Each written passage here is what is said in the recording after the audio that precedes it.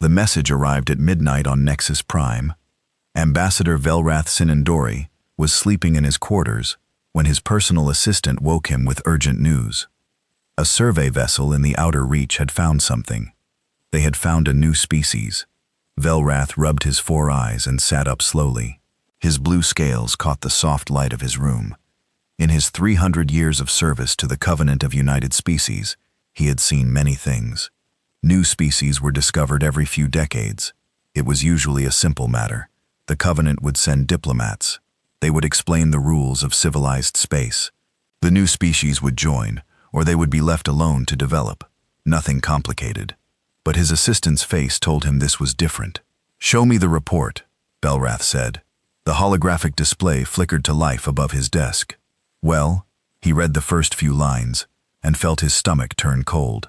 The survey team was requesting immediate evacuation. They were afraid.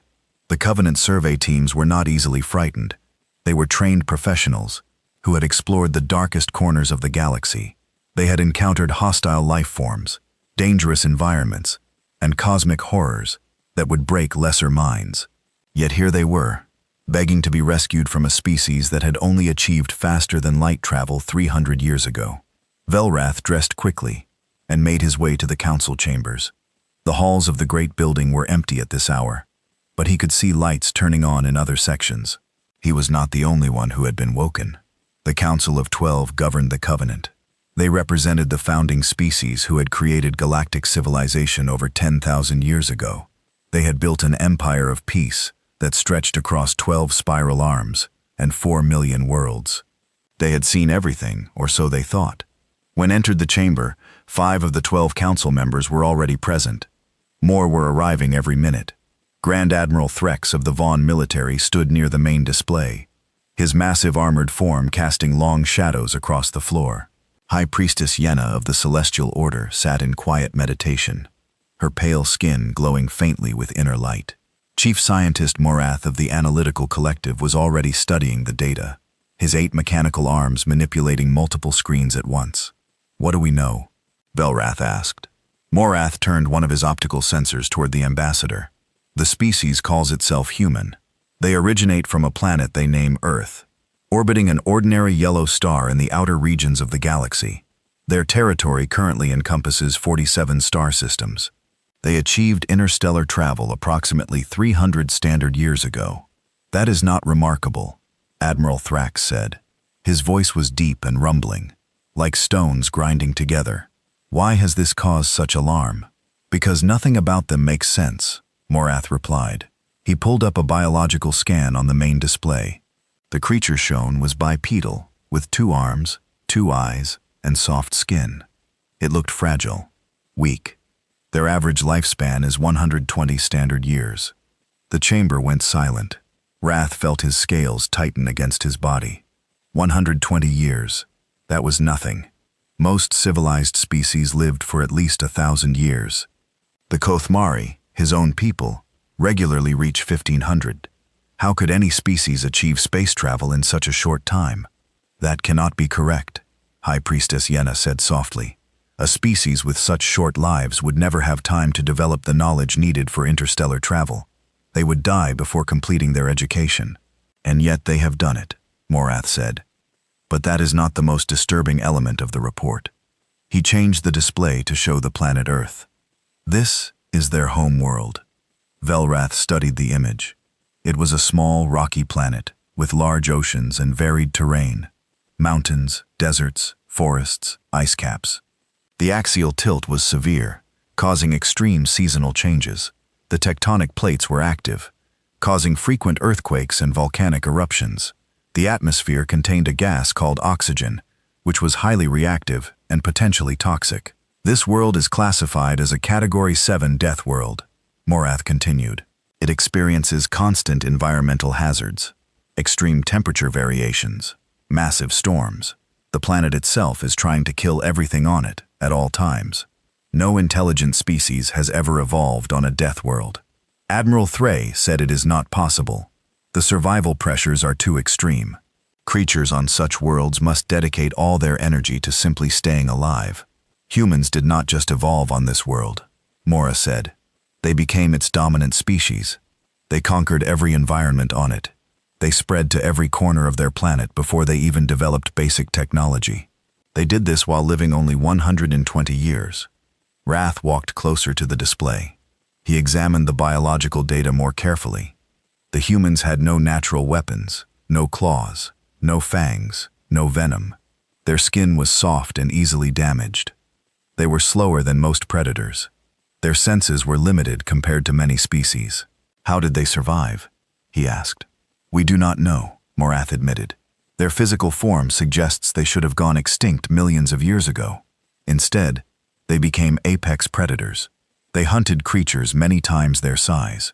They developed tools, language, and social structures. They built civilizations. Perhaps they are simply very intelligent, Yenna suggested. Intelligence can overcome physical limitations. Their intelligence is above average, but not exceptional, Morath said. By galactic standards, they rank in the upper third, but nowhere near the top. There are dozens of species more intelligent than humans, who have achieved far less. The doors to the chamber opened, and the remaining council members entered. Among them was the eldest, a being known only as the Observer. No one knew what species the Observer belonged to. No one knew how old the Observer was. The Observer had been on the council since before anyone could remember. The Observer looked at the display showing Earth. Then the Observer spoke, and everyone listened. Show them the final transmission. Morath hesitated. Then he activated the recording. The screen showed a Cathmurray scientist named Researcher Venn Town. He was inside a small ship, and he looked terrified. His scales had turned white with fear. This is Researcher Venn, of Survey Team 7. The recording said, We have been observing the human species for 3 standard days. We maintained all protocols. We stayed hidden. Our stealth systems were fully operational. There is no way they could have detected us. Ben's voice cracked. His eyes kept darting to something off-screen. They found us. I do not know how. We detected no scans, no signals, nothing. But 6 hours ago, a human vessel appeared next to our ship. It matched our course and speed exactly. A human looked through the viewport at me. He smiled and waved. The recording flickered. Vin was breathing too fast. They know we have been watching them. They know everything. When we tried to leave, they did not stop us. They let us go. I do not understand. If they wanted to capture us, they could have. If they wanted to destroy us, we would be dead. Instead, they just watched us leave. One of them transmitted a message to us as we entered faster than light travel. The message said, "Thank you for visiting, and please come again soon." The recording ended. The chamber was completely silent. They detected a stealth vessel using technology 5,000 years ahead of their own. Admiral Thray said slowly. They matched its course without being detected themselves. They chose to reveal themselves at a time of their choosing, and then they let our people go. They were studying us, Velrath realized. The entire time we thought we were observing them, they were observing us. There is more, Morath said. His voice had changed. He sounded almost afraid. I have been analyzing the human database that the survey team collected before they fled. I found their historical records, and Yenna asked. In their history, humans have fought over 15,000 wars against each other. The words hit like a physical blow. 000 wars. War was the ultimate barbarism. Species that made war against themselves always destroyed themselves within a few generations. It was a universal constant. Civil war meant extinction. That is impossible. Admiral Thrax said, No species survives that level of internal conflict. Humans have not merely survived, Morath said. They have grown stronger. Each war taught them new ways to fight, new ways to kill, new ways to survive being killed. Their military technology advanced more during wartime than during peace. They did not destroy themselves. They used destruction to evolve. Monsters, Yenna whispered. They are monsters. Perhaps, the observer said. Or perhaps, they are something we have never encountered before. Something that does not follow the rules we thought were universal. A chime sounded through the chamber. An alert. Morath checked his instruments, and his mechanical arms went still. 3 vessels have just appeared at the edge of council space. One, he said. They are human ships. They are not armed. How can you be certain they are not armed? Threx demanded. Because they told us they are transmitting openly on all frequencies. They say they are ambassadors. They wish to speak with us. They say they come in peace. Belrath looked at the display. 3 small ships floating in the darkness of space.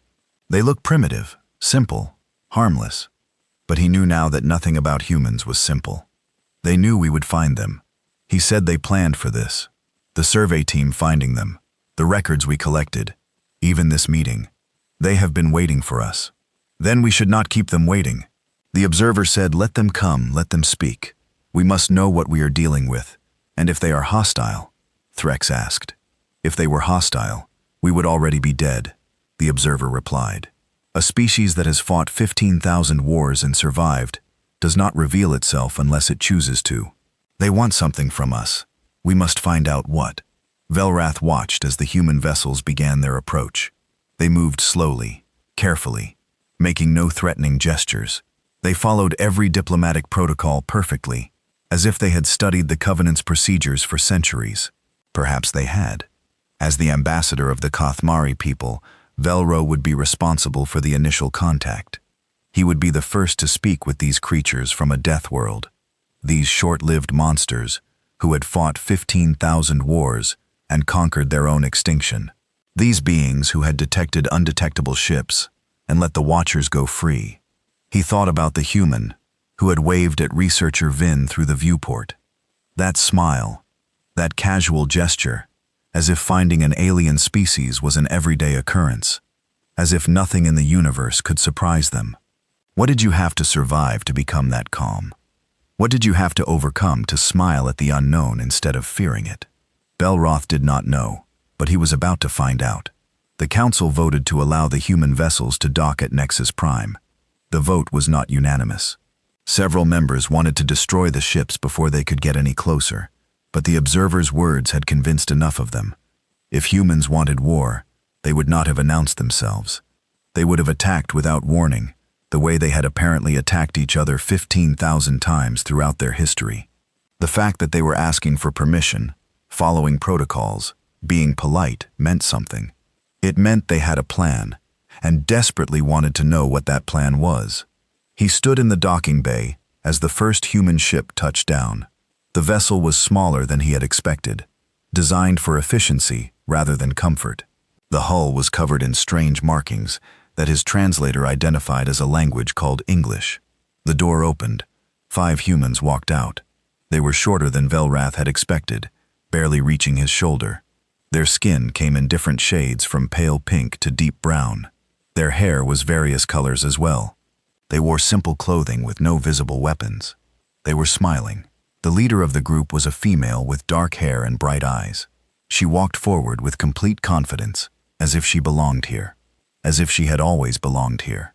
Ambassador Sinandori, she said. Her voice was pleasant, warm. Thank you for receiving us. I am Director Sarah Chen of the United Earth Diplomatic Corps. We have been looking forward to this meeting for a very long time. Wrath forced himself to remain calm. He had done this thousands of times. He had met with kings and conquerors, scientists and warriors. He was a professional, but he had never met anything like humans. Director Chen, he replied. Welcome to Nexus Prime. The Council is prepared to hear whatever you wish to say. Chen's smile widened. Wonderful. We have so much to tell you. She glanced back at her companions, then returned her gaze to Velrath. I hope you have plenty of time, Ambassador. Human history is quite long and quite interesting. She began walking toward the council chambers, not waiting for an escort. She knew exactly where to go. Wrath followed her, his mind racing. They had been watching the Covenant far longer than the Covenant had been watching them. They knew everything about galactic civilization. They had learned the languages, the protocols, the politics. They had prepared for this moment. And now they were here, smiling and polite, ready to reveal themselves to the galaxy. Wrath could not shake the feeling that whatever came next would change everything. The Covenant had stood for 10,000 years. It had survived wars, plagues, and cosmic disasters. It had united millions of species under one banner of peace. But it had never faced humans. As he walked behind Director Chen, watching her confident stride, Velrath wondered if the galaxy was ready for what was coming. He suspected it was not. The Grand Assembly Hall of Nexus Prime was the largest enclosed space in the known galaxy. It had been built 10,000 years ago to hold representatives from every species in the Covenant. Its ceiling stretched so high that clouds formed near the top. Its floor could hold 1,000,000 beings standing shoulder to shoulder. Today, it held only a few thousand, but those few thousand represented the most powerful civilizations in existence. They had come to see the humans. Ambassador Velrath stood near the front of the hall, watching as Director Sarah Chen and her 4 companions took their places on the speaking platform. The humans looked impossibly small in that vast space. They should have seemed insignificant. They did not. Chen stood at the center, her hands clasped behind her back. She looked out at the assembled species with calm curiosity, as if she were the one observing them rather than the other way around. The other humans spread out behind her, equally relaxed. Velrath noticed that one of the humans, a large male with dark skin and scars on his arms, was not wearing a breathing mask. The atmosphere of Nexus Prime was designed for the majority of Covenant species. It contained trace elements that were mildly toxic to many oxygen breathers. The humans had been offered environmental suits. They had refused. "Before we begin," Chen said, her voice amplified to reach every corner of the hall, "I want to thank you all for this opportunity. Humanity has waited a long time for this day. We have many things to share with you. We have questions first." Admiral Thrax called out from his position among the Vaughn delegation. "Your survey team's data raised many concerns."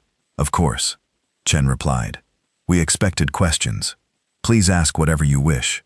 We will answer honestly." High Priestess Yenna rose from her seat.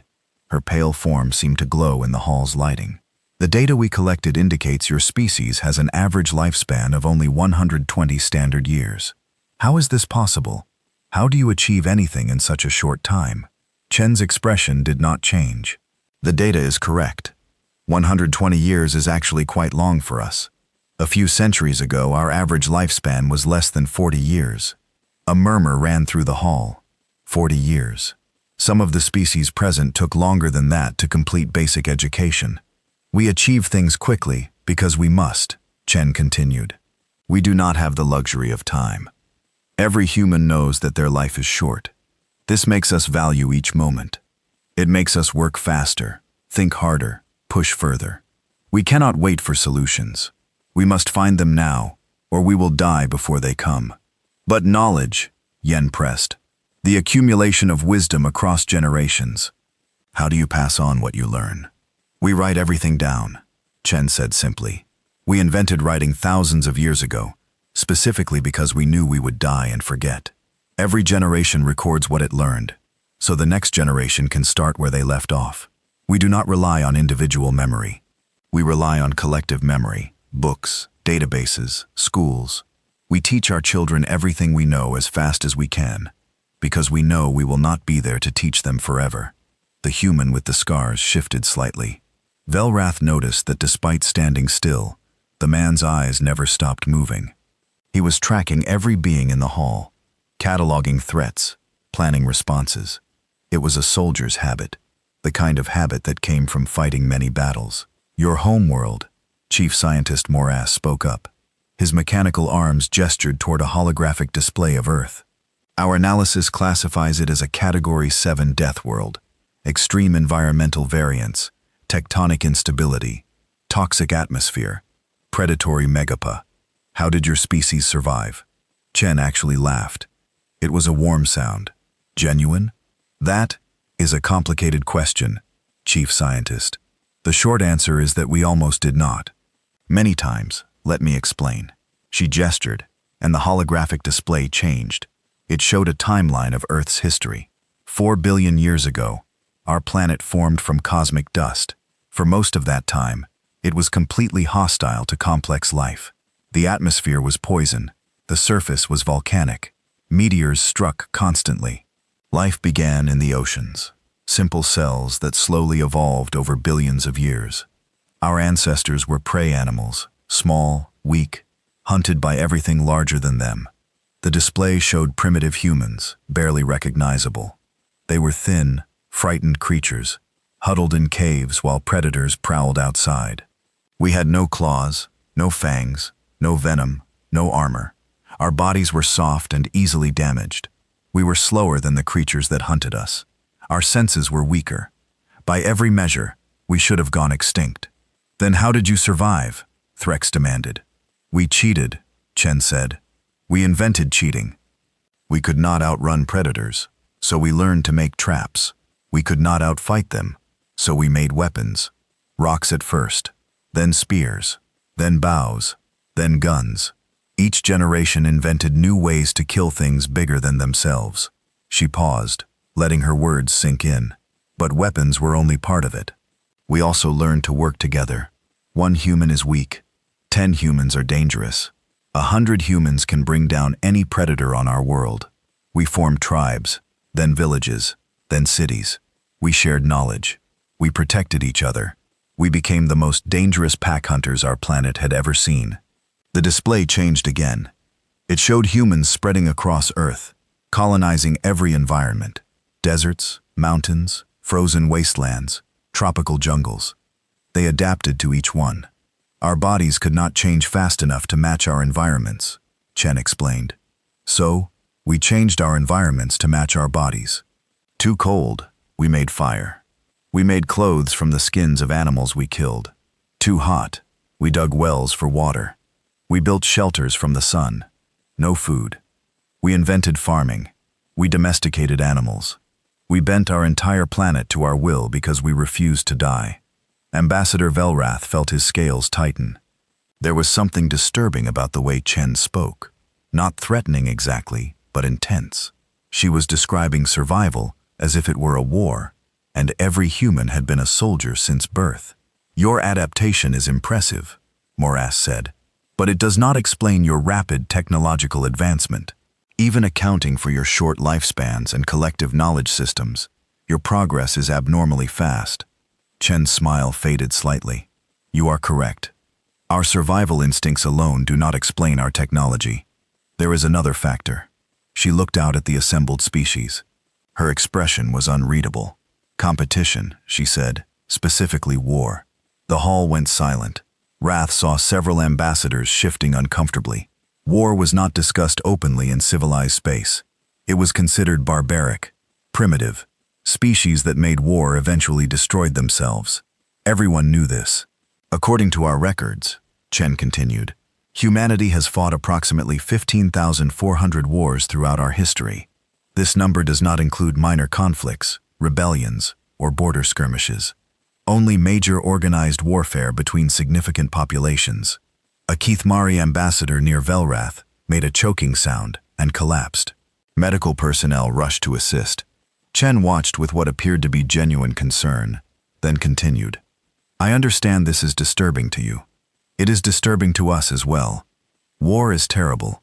We know this better than anyone. Humans have killed more humans than any other cause throughout our history. We have invented thousands of ways to destroy each other. We have committed atrocities that I will not describe in this setting. She paused. But war also drove our advancement. Each conflict forced us to develop new technologies, new strategies, new ways of thinking. Our ancestors discovered fire to survive the cold. They discovered metallurgy to make better weapons. They discovered chemistry to make explosives. They split the atom to make bombs that could destroy entire cities. You developed nuclear weapons. Admiral Threx's voice was sharp. Nuclear technology was restricted under Covenant law. Species were not permitted to develop it until they had proven themselves stable enough to handle it. We developed them. We used them. Twice in a single war. 2 cities were destroyed in moments. Hundreds of thousands died. Chen's voice was flat, factual. After that, we nearly destroyed ourselves completely. For decades, we lived under the threat of total annihilation. We came within minutes of ending our own species on multiple occasions. Then, how are you still here? Yenna asked. Her voice was barely a whisper. Because we chose to be. Every time we stood at the edge of extinction, we stepped back. Not because we became less dangerous. We became more dangerous with every generation. But we also became wiser. We learned that there were some weapons too terrible to use. We learned that some victories were not worth winning. The scarred human behind Chen spoke for the first time. His voice was deep and rough. "We have weapons in our arsenals that we will never use. Biological agents that could wipe out entire planets. Chemical compounds that cause suffering beyond description. Theoretical devices that could crack worlds in half. We develop them because we could. We do not use them because we choose not to." Chen nodded. "This is the truth about humanity. We are capable of anything, absolutely anything. The only limit on our actions is our own choice. We can be the most creative, compassionate, loving beings in existence. We can also be monsters beyond your worst nightmares. The difference is entirely up to us." Wrath found himself stepping forward. He had not intended to speak, but the words came out anyway. "Why are you telling us this? If you wanted to present yourselves favorably, you would hide these things. Instead, you are revealing your darkest history. Why?" Chen turned to look at him directly. Her eyes were brown, warm, but there was something behind them, something old and tired and dangerous. "Because you would have found out eventually, Ambassador. You are already studying us. Your scientists are analyzing our data. Within a few years, you would have learned everything I am telling you now. And if you had discovered it without us telling you, you would assume we were hiding worse." She spread her hands. "We have nothing to hide. This is who we are. Survivors of a death world. Fighters of 15,000 wars. Builders of weapons that could end civilizations. We are everything you fear. And we know it. We have always known it." "Then what do you want from us?" Threx demanded. "If you are as powerful as you claim, why come to us at all? Why not simply take what you want?" Chen's expression softened. For a moment, she looked almost sad. "Because we are tired, Admiral. Tired of fighting. Tired of struggling alone. For all of our history, we have had no one to rely on but ourselves. No allies among the stars. No friends in the darkness. Just us, fighting and dying and rebuilding, generation after generation." She looked out at the assembled species again. "When we discovered that the galaxy was full of life, full of civilizations that had learned to live in peace, we could not believe it. We had assumed that the universe was as hostile as our home world. We thought that survival meant eternal conflict. But you proved us wrong. You built something beautiful out here, something we want to be part of." "You want to join the Covenant?" Yenna asked. "We want to be your friends," Chen said simply. "We want to trade with you, learn from you, share what we have learned with you. We do not want to conquer anyone. We have had enough of conquest. We want something different now, something better." The hall was quiet. Velrath could see the conflict on faces throughout the room. Fear and hope and disbelief all mixed together. "How can we trust you?" he asked. "Everything you have told us suggests that humans are the most dangerous species in the galaxy. How can we believe that you come in peace?" Chen smiled again. This time there was real warmth in it. "You cannot trust us. Not yet. Trust takes time. We know this.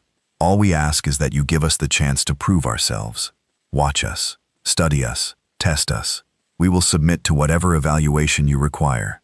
We have nothing to hide and everything to gain." She glanced at her companions, then back at the assembly. "There is one more thing you should know. We did not reveal ourselves because we thought the time was right. We revealed ourselves because we had to." "What do you mean?" Threx asked. "There are factions within human space who want to conquer the galaxy. They are currently a minority, but they exist. They believe that humanity's destiny is to rule over all other species. They see the Covenant as a target, not a potential ally." The tension in the hall spiked immediately. "Why tell us this?" Velro demanded. "You are giving us reason to attack you before these factions can act." "Because if you attack us, those factions will be proven right," Chen said. "They will tell every human that the galaxy wants us dead, that we can only survive through conquest, that peace was never an option. And then you will face a united humanity, billions of beings who have fought 15,000 wars and won them all." She let the words hang in the air. "We came to you because we want peace. The best way to ensure peace is to make humanity part of the Covenant, to give our people something to protect instead of something to conquer. We are not asking you to trust us blindly. We are asking you to give us a chance to earn your trust. The alternative benefits no one. The assembly erupted into chaos. Hundreds of voices speaking at once, debating, arguing, shouting. Admiral Threx was demanding immediate military action. High Priestess Yenna was calling for calm. The observer sat in silence, watching everything with ancient eyes. Through it all, Director Chen stood motionless on the platform. She did not try to speak over the noise. She simply waited. Wrath approached her, pushing through the crowd until he stood directly below the platform. She looked down at him with those warm, dangerous eyes. "Everything you have told us," he said quietly. "Your wars, your weapons, your history. This is what you are willing to reveal. What are you hiding? What is humanity truly capable of?" Chen's smile faded. She knelt down so that her face was level with his. "Ambassador, everything I have told you is from our history books. What we teach our children. What every human knows." She leaned closer. "What we are capable of now is classified. But I will tell you this much. In the 300 years since we achieved interstellar travel, we have not been idle. We have been preparing for anything, for everything." She stood up again. "If you choose to be our friends, you will see that capability used to protect you. If you choose to be our enemies, you will see it used against you. That is the only choice that matters." Wrath felt cold despite the warmth of the hall. He had asked the question, hoping for reassurance. Instead, he had received a warning. Humanity was offering peace. But behind that offer was a promise. "We are trying to be good, but we can be so much worse." The assembly continued to argue long into the night, but Velrath knew that the decision had already been made, not by the council, but by humanity itself. They had revealed themselves, they had offered friendship, and they had made it very clear what would happen if that offer was refused. The galaxy would never be the same. The validation array was a space station the size of a small moon. It orbited a dying star in neutral space, far from any inhabited system. For 10,000 years it had served one purpose: to test new species before they could be integrated into the Covenant. Every species that joined the Covenant had to pass through the validation array. Their technology was examined, their military capabilities were assessed, their threat level was calculated.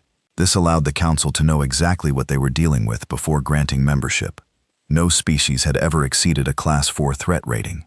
The scale went to 10, but the upper levels were theoretical. They were included only because scientists like complete systems. No one had ever expected any species to reach them until now. Ambassador Velrath stood in the observation room, watching through reinforced glass as the first human test subject entered the physical assessment chamber. The human was a female soldier named Sergeant Maya Torres. She was small by human standards, with dark hair tied back and brown skin marked by several scars. The first assessment will measure baseline physical capabilities, Chief Scientist Morath announced through the communication system. Speed, strength, endurance, sensory perception, pain tolerance, standard protocols. Torres nodded. She did not look nervous. She looked bored. The test began. Wrath watched as Torres ran through obstacle courses designed to test agility. She was not remarkably fast. Several Covenant species were quicker, but she did not stop. She maintained a steady pace, long after most species would have collapsed from exhaustion. When the observers asked how long she could continue, she shrugged and said she could go for days if necessary. The strength tests were similar. Torres was not the strongest species in the galaxy, but she could lift heavy weights and carry them for extended periods. Her muscles seemed designed for endurance rather than explosive power. She was built to last. "Fascinating," Morath murmured, studying the data. Human muscles contain a mixture of fast and slow twitch fibers that allow them to perform both quick movements and sustained effort. Their bodies are designed for persistence hunting. "What is persistence hunting?" Belrath asked. "An ancient technique. Instead of chasing prey quickly and catching it, persistence hunters follow their target for hours or days until it collapses from exhaustion. Humans cannot outrun most animals in short distances, but they can keep moving when almost every other creature must stop to rest." Thought about this. It was terrifying in a quiet way. Humans did not need to be faster or stronger than their enemies. They just needed to keep coming. never stopping, never resting, following their prey until it could no longer run. The pain tolerance tests began. Torres was subjected to various discomforts: electrical stimulation, extreme temperatures, pressure on sensitive areas. She responded to all of them, but did not stop functioning. When the observers increased the intensity to levels that would incapacitate most species, she simply gritted her teeth and continued performing tasks. "How are you doing this?" Morath asked through the speaker. "Your nerve responses indicate significant pain. You should be unable to function." Torres wiped sweat from her forehead. "Pain is just information. It tells me something is wrong. It does not tell me to stop. I decide when to stop. Your body is sustaining damage. I know. I will heal. You may not heal completely. Some of this damage could be permanent." Torres looked directly at the observation glass. Her expression did not change. "I understand. Continue the test." They continued the test. Torres completed every task. Her hands were shaking by the end. Blood was dripping from her nose. But she was still standing, still functional, still ready for more. The medical assessment that followed revealed more disturbing information. Human bodies were remarkably resilient. They could recover from injuries that would kill most species. Broken bones healed, damaged tissue regenerated. Even severe wounds could be survived if treated quickly. Their healing factor is not exceptional by galactic standards, Morath noted. Several species heal faster, but humans heal while remaining active. They do not need to rest and recover. They can fight and heal at the same time. "That should not be possible," Admiral 3 said. He had arrived an hour ago officially to observe, but clearly because he did not trust the humans out of his sight. The energy required for both activities would be enormous. Humans consume significantly more calories than comparable species, Morath replied. Their metabolism is extremely high. They burn energy constantly, even at rest. This allows them to perform multiple biological functions simultaneously. Looked at Torres, who was now receiving medical attention for her test injuries. She was talking casually with the medical staff, even laughing at something one of them said. She had just endured hours of physical torture, and she was laughing. What kind of species laughed at pain? The psychological assessment began the next day. A fresh human was brought in, a male named Lieutenant James Okonkwo. He was tall and thin, with a calm demeanor and intelligent eyes. The tests were designed to measure mental resilience, sensory deprivation, psychological pressure, simulated scenarios designed to cause stress and fear. These tests had broken hardened warriors from dozens of species. They were considered the most challenging part of the validation process. Okono sat in the isolation chamber for 3 days. No light, no sound, no stimulation of any kind. When he emerged, he seemed slightly annoyed, but otherwise unchanged. "How do you feel?" the observers asked. "Bored," Okonkwo replied. "I spent the time reviewing training protocols in my head. Also composed a few poems. Not very good ones, but it passed the time." The psychological pressure tests followed. Interrogation techniques, manipulation attempts, scenarios designed to make subjects feel hopeless, afraid, or alone. Okono responded to all of them with polite patience. "You cannot break what has already been broken and rebuilt," he explained when asked about his resilience. "Humans break all the time. We break as children, when we learn that the world is not fair. We break as adolescents, when we discover our own limitations. We break as adults when we face failure and loss. But we do not stay broken. We heal, we rebuild, we come back stronger." He smiled slightly. "Your tests are designed to break someone who has never been broken, but every human has been broken multiple times before adulthood. Your techniques are familiar to us. We have already survived them." The simulated torture scenarios began. Velrath could not watch all of them. The methods used were effective against most species. They cause extreme psychological distress without physical harm. Okonkwo endured them all. His vital signs indicated stress, but he remained functional. He completed every task assigned to him, even while being subjected to conditions that had shattered the minds of hardened warriors.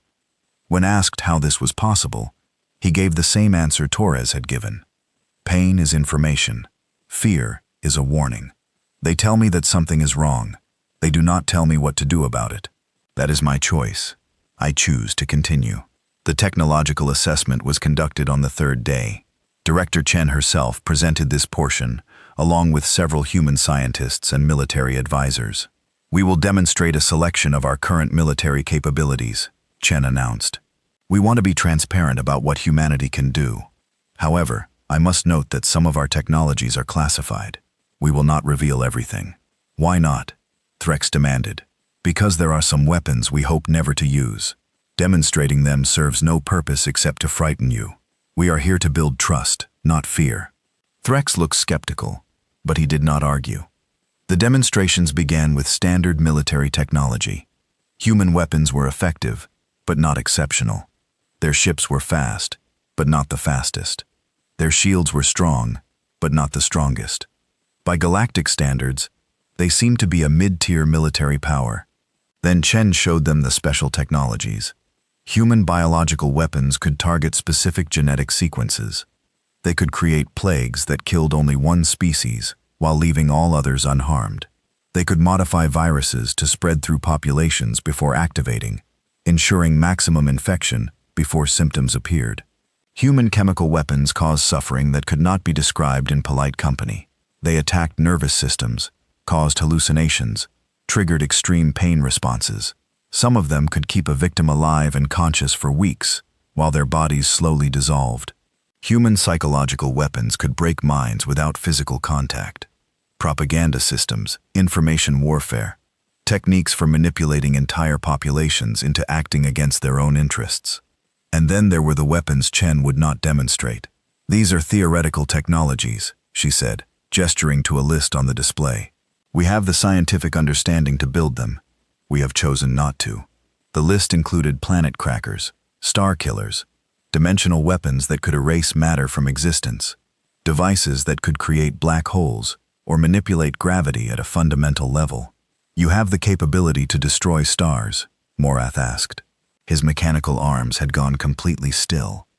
"We have the theoretical capability," Chen corrected. "We have not built such weapons. We may never build them, but we understand the science. Why develop such knowledge if you do not intend to use it?" Chen's expression was unreadable. "Because we are human, we cannot help but learn. Every time we discover something new, we ask ourselves what we could do with it.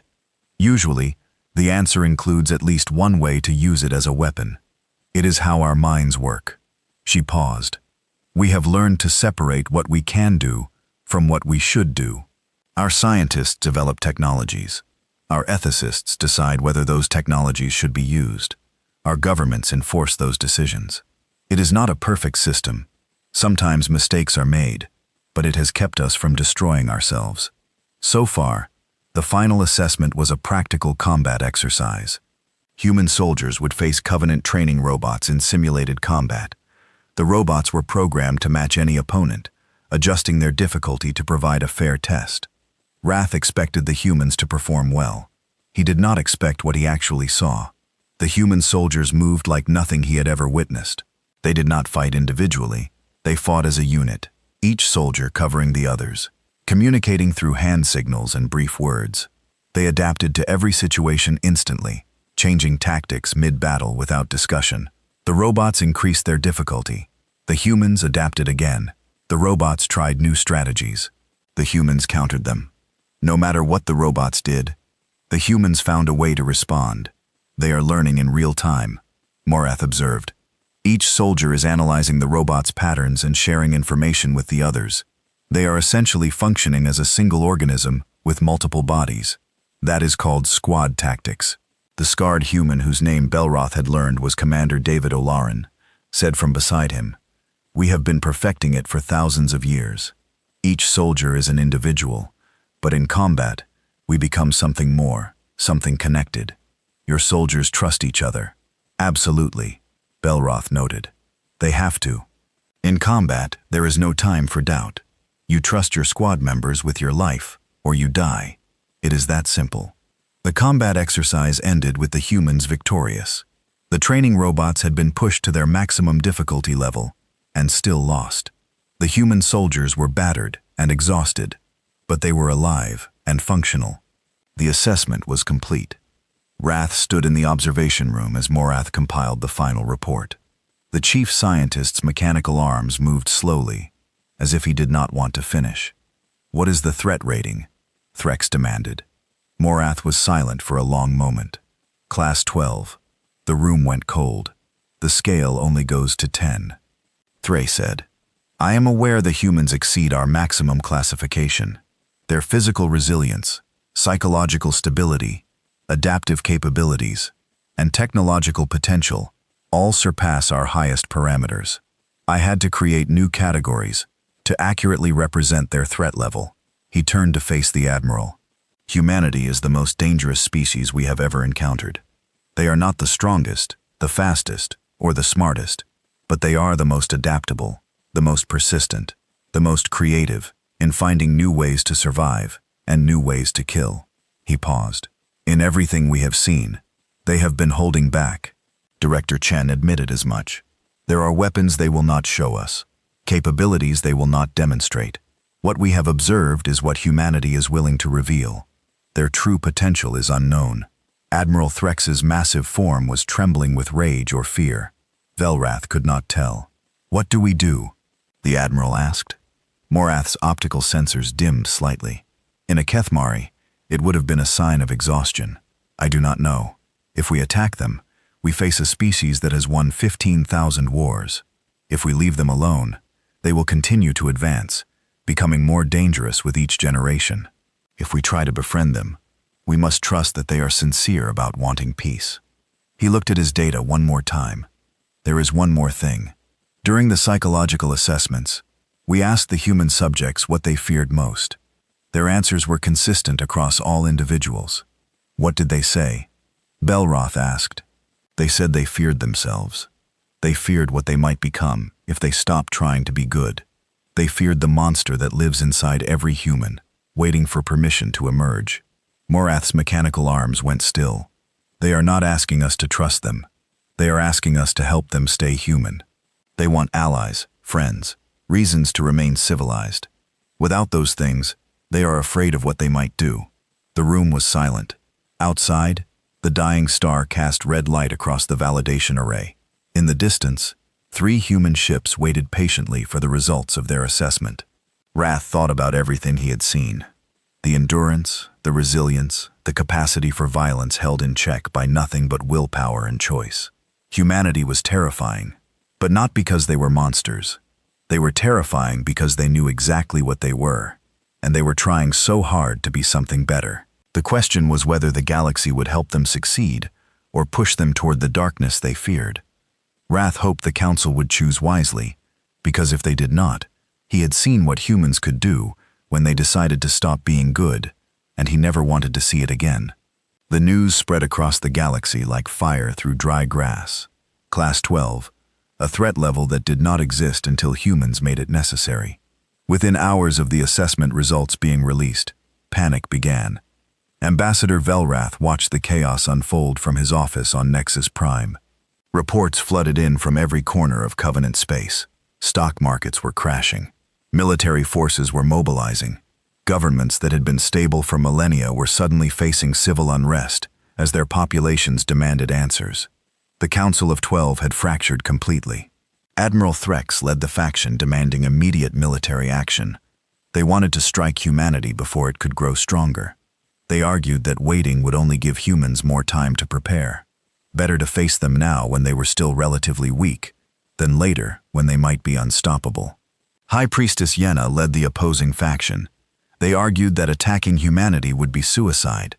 The humans had made it clear that they were willing to share their most dangerous technologies with their friends. If the Covenant attacked, it would prove to every human that the galaxy was their enemy. The war that followed would devastate both sides. The observer said nothing. The ancient beings simply watched as always.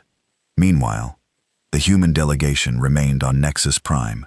They attended diplomatic functions. They made polite conversation with anyone willing to speak with them. They acted as if nothing unusual was happening. This frightened everyone more than anything else. Wrath received a message from Director Chen on the 5th day of the crisis. She requested a private meeting. Against the advice of his security staff, he agreed. They met in a garden in the lower levels of the diplomatic quarter.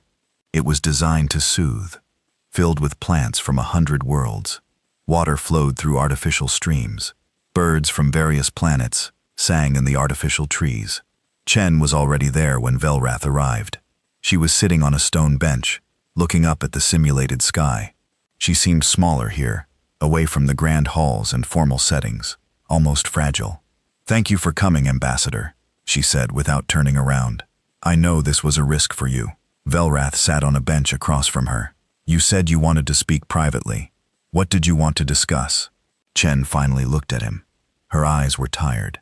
The calm confidence she had displayed in public was gone. In its place was something more honest, something vulnerable. "I wanted to explain why we revealed ourselves the way we did. The full truth, not the diplomatic version. Please do." Chen took a deep breath. "Humanity is afraid. We have been afraid since we first looked up at the stars and wondered what might be looking back. For most of our history, we assumed the universe was hostile. We assumed that any alien species we encountered would try to destroy us. This assumption shaped everything we did." She stood and walked to the edge of a stream, looking down at the water. "When we developed interstellar travel, we found nothing. No aliens, no civilizations, just empty worlds and silent stars. For 300 years, we expanded alone. We built colonies. We strengthened our military. We prepared for a war that never came. And then you found us," said. "And then we found you. A galaxy full of life. Millions of species living in peace. Everything we had feared, everything we had prepared for, turned out to be wrong." Chen laughed softly. "You cannot imagine what that felt like. Our entire worldview shattered in an instant." She turned to face him. "Some humans saw the Covenant as proof that peace was possible. They wanted to join you, to learn from you, to become part of something beautiful. But others saw it differently. They saw a galaxy full of potential victims, weak species who had forgotten how to fight, easy targets for a species that had never stopped fighting. The factions you mentioned in the assembly said yes, the conquerors. They call themselves the true ascendancy now. They believe humanity's destiny is to rule the galaxy. They see our violent history not as a shame to overcome, but as proof of our superiority. We survived a death world. We won 15,000 wars. We split the atom and did not destroy ourselves. In their minds, this makes us the rightful masters of all we survey." Chen's voice hardened. "They are currently a minority, but they are growing.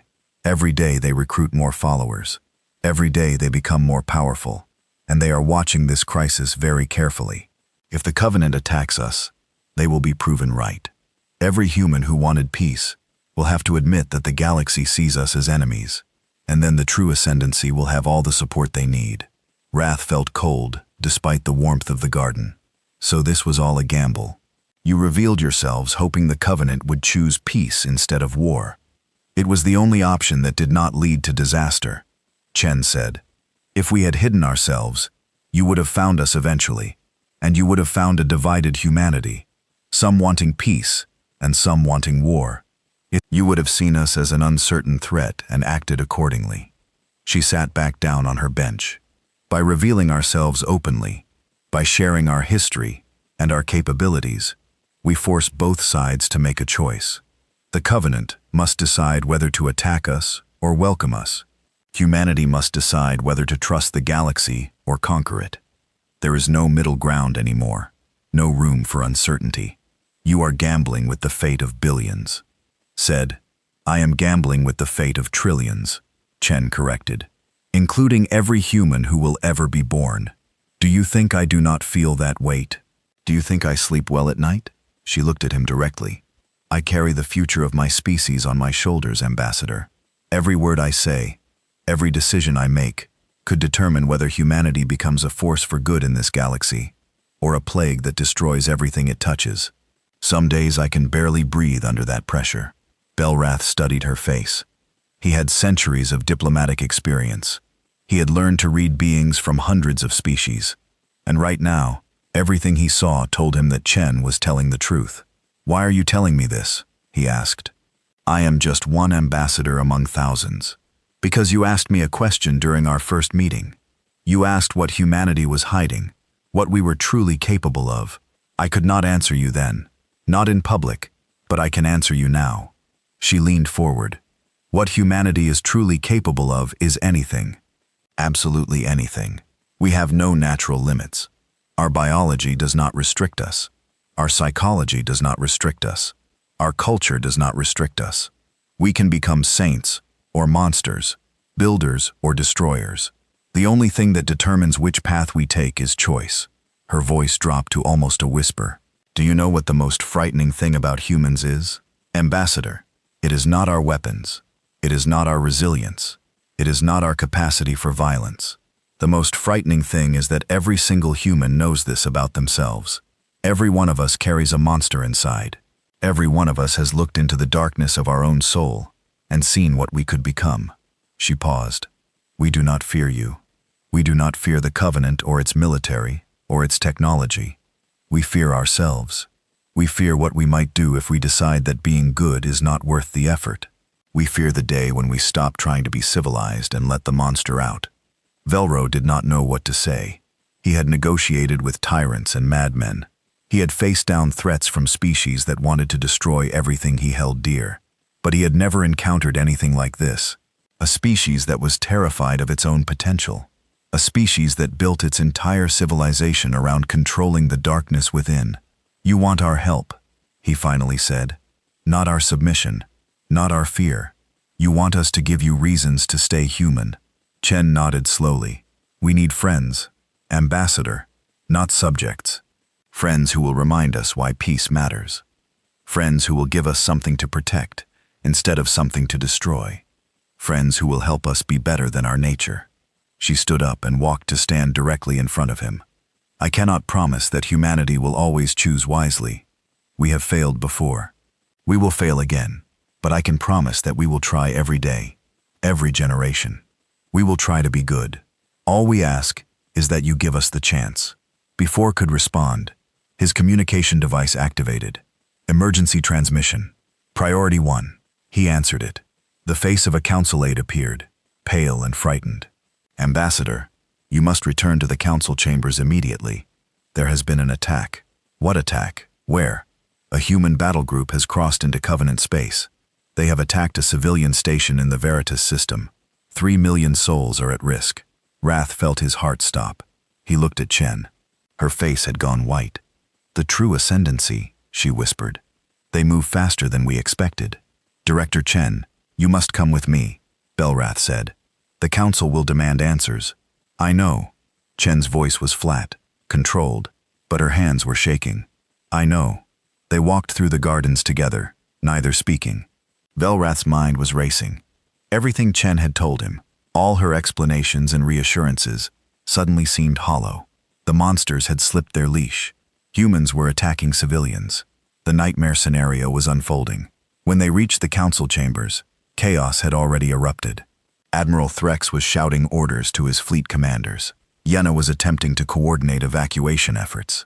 The observers sat in silence, watching everything. On the main display, images from the Veritas system showed a civilian station, massive and graceful, designed to house millions. Human warships surrounded it. Weapons were powered. Threats were being broadcast. They are demanding 30 systems and recognition of human supremacy. A tactical officer reported. They will destroy the station if their demands are not met. Admiral Thrax turned to Chen with murder in his eyes. You said you wanted peace. You said we could trust you. Look at what your kind has done. Chen did not flinch. These are not my kind. These are the true ascendancy. They are enemies of everything I represent. They are enemies of humanity itself. How convenient. Your own species attacks us, and you simply disavow them. I do not disavow them, Admiral. I condemn them. Chen's voice was ice. And with your permission, I will deal with them. The chamber went silent. Deal with them? Belroth asked. How? Chen turned to face the entire council. Her earlier vulnerability was gone. In its place was something harder, something dangerous. You have seen what humanity can do.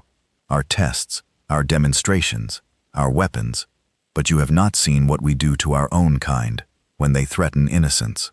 She looked at the display showing the besieged station. We have been policing our own monsters since before we discovered fire.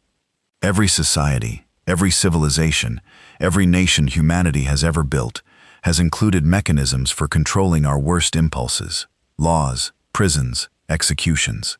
We know better than anyone how dangerous we can be, and we know how to stop ourselves. What are you proposing? The observer asked. It was the first time the ancient being had spoken since the crisis began. Allow me to contact my government. Allow me to request intervention. If the true ascendancy wants to prove that humanity cannot be trusted, let them face the humans who have dedicated their lives to proving the opposite. Admiral Threx laughed bitterly. You want us to trust one group of humans to fight another group of humans. How do we know you will not simply join forces against us? You do not know, Chen admitted. You cannot know. All you can do is watch and see. She looked at the station again. 3 million lives hanging in the balance. Give me 1 hour. If I cannot resolve this situation, you may do whatever you think is necessary. But give me the chance to show you what humanity does to its own monsters. The council debated for exactly 3 minutes. They had no real choice. The nearest Covenant fleet was days away. The true ascendancy could destroy the station at any moment. Chen was offering the only possibility of a quick resolution. They gave her the hour. Wrath watched as Chen activated a communication channel, using equipment far more advanced than anything she had shown during the assessments. She transmitted a single message encrypted in ways the Covenant systems could not decipher. Then she waited. 47 minutes later, sensor alarms began screaming across the council chamber. Ships were appearing around the true ascendancy fleet. Not Covenant ships, human ships. Dozens of them, materializing from empty space, as if they had been hiding in the fabric of reality itself. Where did they come from? Threx demanded. We detected nothing. They were already there, Chen said quietly. They have been there for months, watching, waiting just in case. On the display, the newcomers began to move. They did not attack immediately. They positioned themselves with surgical precision, cutting off every escape route, neutralizing every advantage the true ascendancy possessed. A transmission came through from the lead ship. A human male appeared on screen. His face was calm, almost bored, but his eyes were ancient, hard, the eyes of someone who had done terrible things and made peace with them long ago. True ascendancy vessels. This is Commander Marcus Webb of the Human Security Initiative. You have attacked innocent civilians. You have threatened the peace between humanity and the Covenant. You have shamed our species before the entire galaxy. He paused. You have one choice. Surrender unconditionally and face justice, or resist and face us. The true ascendancy leader responded. He was a large man with fanatical eyes and a booming voice. You cannot stop us, Webb. We are the future of humanity. We are what humans were always meant to be. You are the ones who betrayed our nature. Webb's expression did not change. You have 10 seconds to decide. We will never surrender to traitors. We will show the galaxy what humanity can really do when it stops pretending to be civilized. Webb nodded slowly. So be it. The battle began. It lasted 11 minutes. Wrath watched in horrified fascination as the Human Security Initiative dismantled the true ascendancy fleet. They did not simply defeat them. They took them apart, piece by piece, with a precision that suggested they knew exactly how the enemy ships were built and exactly how to disable them. Surgical strikes neutralize weapons. Boarding pods penetrated hulls at precise weak points. Within minutes, the true ascendancy ships were crippled, their crews being subdued by teams that moved through corridors like shadows. When it was over, the station was untouched. 3 million civilians were safe. The true ascendancy leader was in custody, along with his entire command staff. Webb's face appeared on the council display again. Director Chen, the situation is resolved. All hostile personnel are secured. The station is safe. We are returning to standing watch positions. Chen nodded. Thank you, Commander. Please ensure the prisoners are treated according to protocol. They will face justice on Earth. Understood. Webb's eyes moved slightly, as if he were looking at something beyond the camera. The council is watching. I assume they are. Webb's expression softened almost imperceptibly. Then, let me say this directly to them. What you have witnessed today is what humanity does to its own monsters. We do not tolerate those who threaten innocence. We do not excuse violence against the helpless. And we do not let our worst members define who we are." He paused. "We are not asking for your trust. We are showing you what we do to earn it. Watch us. Judge us by our actions, and decide for yourselves what kind of species we are." The transmission ended. The council chamber was completely silent. Admiral Threx looked as if someone had struck him across the face. High Priestess Yenna was crying, her tears glowing with inner light. Even the observer seemed moved, though it was impossible to read the ancient being's expression. Chen turned to face them all. This is what humanity can really do. Not just destruction, not just violence, control, discipline, the ability to turn our most dangerous capabilities against those who would misuse them. She looked at directly. "We are not asking you to trust us blindly. We are asking you to give us a reason to keep being good. Help us be better than our nature, and we will spend every day proving that we are worth the chance." Velrath thought about everything he had seen. The power, the precision, the terrifying efficiency of humans hunting their own kind, and beneath it all, the desperate hope that someone would help them stay human. For the first time since this crisis began, he felt something other than fear. He felt hope. Maybe, just maybe, the galaxy had found its guardians. The Veritas system was quiet now. The damage station had been stabilized. Repair ships were already on their way. 3 million civilians were safe, going about their lives as if nothing had happened. Most of them would never know how close they had come to dying. Ambassador Velrath stood on the observation deck of the Covenant diplomatic vessel, watching the human ships maintain their silent vigil around the system. They had not left after the battle. They simply returned to their watching positions and went still, like predators waiting patiently for their next hunt. Director Chen stood beside him. She had not slept since the crisis began. Dark circles had formed under her eyes, but she refused to rest until she had spoken with him one final time. "You asked me a question once," she said softly. "You asked what humanity was truly capable of. I think you finally have your answer." Velrath considered his response carefully. "I thought I knew what I would see. Violence, destruction, the monsters you warned us about. And what did you see instead?" "I saw something far more frightening." He turned to face her. "I saw control. I saw a species that has turned its most dangerous instincts into weapons against itself. I saw hunters who hunt their own kind, to protect the innocent." Chen nodded slowly. "That is what scares you?" "Yes, because it means everything you told us was true. Humanity is capable of anything, and the only thing that determines what you do is choice. Your choice." He looked back out at the silent ships. The true ascendancy thought they were showing the galaxy what humanity could do without restraint. Instead, they showed us what happens when humanity decides to restrain its own. The monsters did not win today. The monster hunters did. Chen was quiet for a long moment. When she spoke again, her voice was barely above a whisper. Commander Webb lost his entire family to human violence. His wife, his children, his parents, all of them killed in a terrorist attack when he was young. He could have become a monster himself. He had every reason to embrace the darkness. She looked at him. Instead, he dedicated his life to protecting others from what happened to him. He became the thing that monsters fear, not because he is good, not because he is kind, but because he chose to use his rage for protection instead of destruction. And if he had chosen differently, then he would be in custody right now, along with the true ascendancy leadership. We do not discriminate. Anyone who threatens innocence faces the same justice regardless of their reasons. Wrath thought about this. A species that could produce both Webb and the true ascendancy leader from the same raw material, the same biology, the same history, the same potential. The only difference was choice. It was terrifying, and somehow it was also beautiful. "The council will meet tomorrow," he said. "They will decide humanity's fate.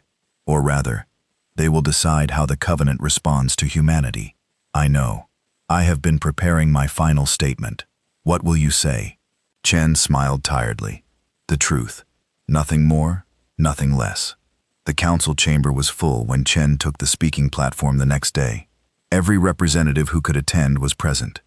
This was the most important decision the Covenant would make in 10,000 years. No one wanted to miss it. Belrath sat in his usual position among the Kaithmari delegation. He had spent the night thinking about everything he had witnessed since the humans first appeared. The revelations, the demonstrations, the fear, and finally the hope. He knew what he would recommend when his turn came to speak. He only hoped enough others felt the same way. Admiral Thrax spoke first. His massive form seemed smaller somehow, diminished by what he had witnessed in the Veritas system. "I came to this chamber prepared to demand humanity's destruction," he began. "I believe they were a threat too great to be allowed to exist. I believe that their capacity for violence made them our enemies regardless of what they claimed to want." He paused, his armored fists clenching and unclenching. "I was wrong. Not about their capacity for violence. That is real. What I was wrong about was what that capacity means." He looked at Chen. "Every species in this chamber has fought wars. We have all killed. We have all destroyed. The difference is that most of us stopped because we ran out of enemies, or ran out of strength. We did not choose peace. We had peace forced upon us by circumstance." His voice dropped. "Humanity is different. They have never run out of strength. They have never been forced to stop fighting. Every moment of peace they have ever experienced has been a choice. They choose to be civilized every single day, despite having the power to do otherwise." He turned to address the full council. "I have been a warrior for 400 years. I have faced enemies from across the galaxy, but I have never encountered anything like humans. They frighten me more than any species I have ever fought, and I believe we should welcome them as allies." A murmur ran through the chamber. Admiral Thrax, advocating for peace with the humans, was unprecedented. Even those who shared his opinion had not expected him to be the one to voice it. High Priestess Yana spoke next. Her pale form glowed with inner light as she addressed the assembly. "I serve the Celestial Order, which teaches that all life is sacred. When I first heard of humanity's history, I was horrified. 15,000 wars, weapons capable of ending worlds, a species that had nearly destroyed itself multiple times." She smiled softly. "But I have learned something in these past weeks. The measure of a soul is not in the darkness it contains. It is in the light it chooses to show despite that darkness. Humanity is not defined by its capacity for violence. It is defined by its endless struggle to overcome that capacity." She gestured toward Chen. "Director Chen told me something in private that I would like to share with this assembly. She said that every human carries a monster inside, that they spend their entire lives trying to keep that monster contained, that their laws, their ethics, their entire civilization exists to help them make the right choice every day." Her voice trembled slightly. "That is not the description of monsters. That is the description of saints. Not beings who are naturally good, but beings who fight to be good, despite every instinct telling them otherwise. That is a struggle. I understand. That is a struggle every species understands." She looked out at the assembly. "I believe humanity deserves our compassion, not our fear. I believe they need our help to win their internal battle. And I believe that if we give them that help, they will become the greatest protectors this galaxy has ever known." More voices spoke. Some demanded caution. Others wanted stricter oversight. A few still called for military action, though their arguments seemed hollow after what had happened in the Veritas system. Then, the observer rose. The ancient being rarely spoke. When the observer did speak, everyone listened. The chamber fell completely silent. "I have watched civilizations rise and fall for longer than any of you can imagine," the observer began. "I have seen species at their best and their worst. I have witnessed genocides and golden ages, and I have never in all my years encountered anything like humanity." The observer's voice was soft, but carried to every corner of the vast chamber. "Most species evolve toward peace or destruction. They either learn to control their violent impulses, or those impulses consume them. It is a natural process, as inevitable as the death of stars." The observer looked directly at Chen. "Humanity has done neither. They have not overcome their violence. They have embraced it. They have made it part of themselves. But instead of letting it destroy them, they have learned to direct it, to control it, to use it as a tool rather than be used by it." The observer paused. "This is unprecedented. It suggests possibilities that we have never considered. A species that could harness the destructive potential that destroys others. A species that could turn the darkness into a weapon for light. The ancient being's voice grew stronger. The galaxy has been at peace for 10,000 years. We have grown comfortable, safe. We have forgotten what it means to truly struggle for survival. But the universe is vast and old, and we are not alone in it. There are threats beyond our borders that we have never faced. Dangers that would destroy everything we have built. The observer looked out at the assembly. I believe humanity was not a random discovery. I believe they were meant to be found. The galaxy needs protectors. Warriors who have not forgotten how to fight. Guardians who can face the darkness without becoming it. The observer sat back down. Humanity is not our enemy. They are our salvation, if we are wise enough to see it. The vote was held that evening. The result was not unanimous. Nothing involving billions of lives ever is. But the majority was clear. Humanity would be granted provisional membership in the Covenant of United Species. They would not be treated as subordinates or threats. They would be treated as partners, equals, friends. The announcement was made across all Covenant channels. The galaxy held its breath and waited to see what would happen next. In the diplomatic quarter of Nexus Prime, Director Chen received the news in her temporary quarters. She read the official declaration 3 times before allowing herself to believe it was real. Then she sat down and cried. Commander Oren found her like that an hour later. He sat beside her without speaking, simply offering his presence as comfort. We did it, Chen finally said. We actually did it. We got our chance, Oren corrected. What we do with that chance is still up to us. Chen laughed through her tears. Always the optimist. Someone has to be. He smiled slightly. The true ascendancy is not going to disappear because we won one battle. There will be more challenges, more tests, more chances for humanity to fail. I know, Chen wiped her eyes.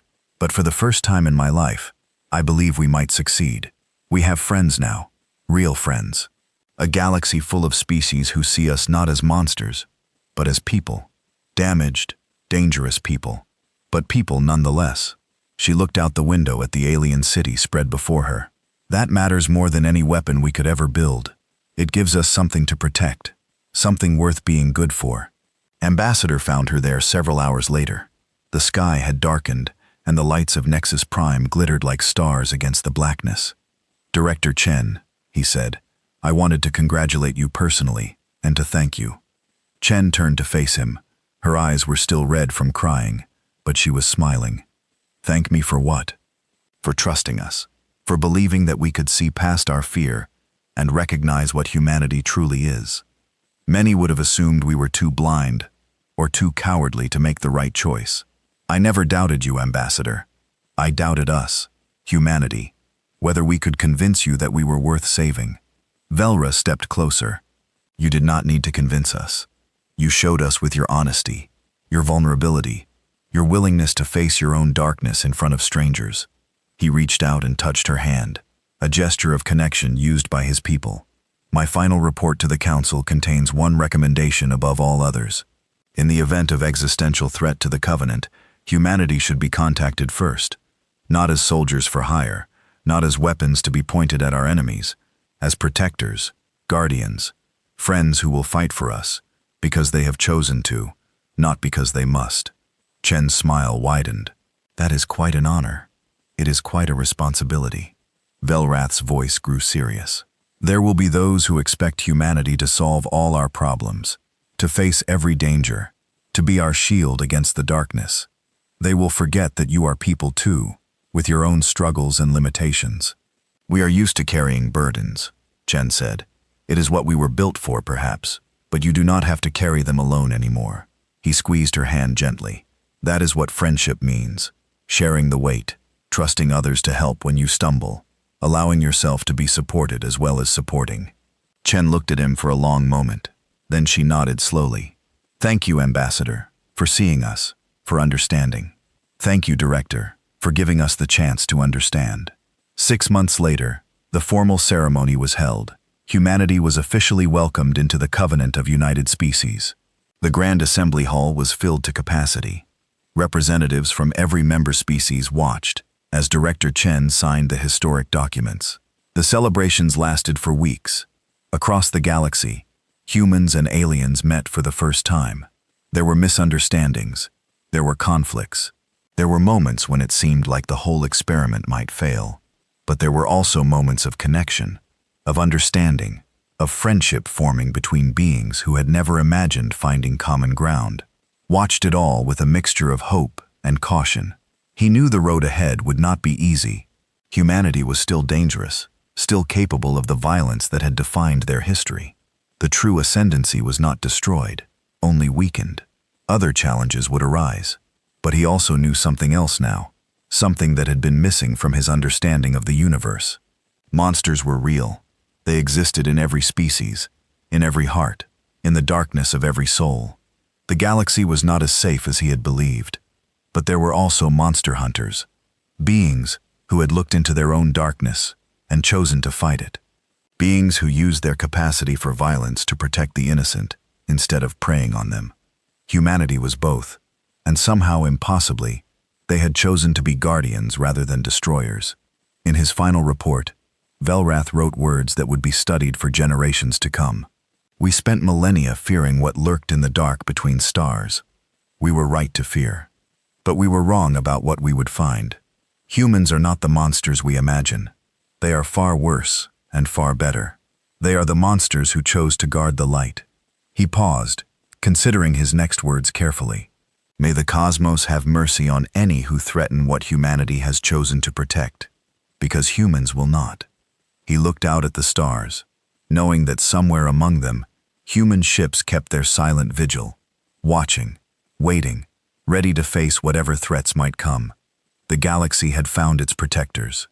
And for the first time in 10,000 years, Velrath truly believed that the future was bright.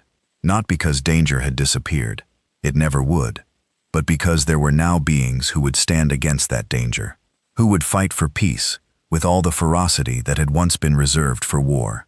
Humanity had been given a chance to prove themselves, and they would spend every generation, every lifetime, every breath, proving they were worth it.